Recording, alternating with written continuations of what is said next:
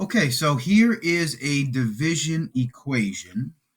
And again, one-step equation, right? We're looking at how are we going to solve a division equation, all right, with multiplication.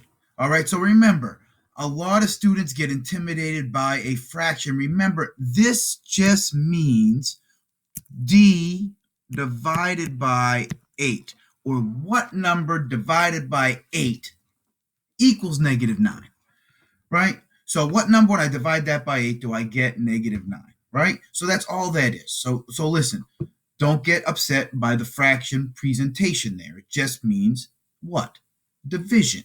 All right. So again, multiply both sides by 8. Again, we have to keep that balance, right? So if I'm dividing by 8 here, d is being divided by 8, I need to multiply both sides by 8.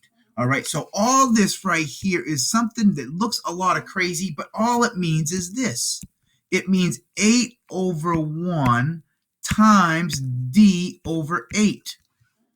And remember, when we multiply fractions, it is numerator times numerator and denominator times denominator. I'm not cross multiplying, I'm multiplying directly horizontally. So I get 8d, 8 times d, and what's 1 times 8 is 8, right? And then what happens when I do 8 divided by 8 there? That, remember, turns into my 1d, which really just simplifies to d. So all of this just gets me all right there, right? All this cancels out. In fact, a lot of times I just do this. 8 divided by 8, those are ones. And then you can see there's just ones around d, so it's just 1d or d. All right, and again, this is our answer, negative 9 times 8. Whatever that is, that's our answer for this, right? That's it, right? And in fact, I can always see it right here. Negative, let me change the color a little bit, right? We're talking right here. We got negative 9 times 8. You can see it right there if we wanted to even cross multiply right there.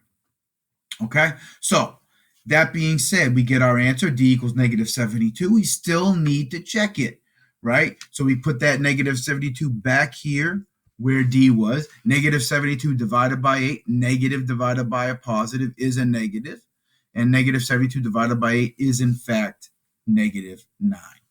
All right, so again, it looks crazy, right? But it's just that fraction cancellation there. That's what's actually going on mathematically, is you're just dividing and multiplying, and ended up everything cancels out there, right? So that's it. That is your division equation solved by multiplication.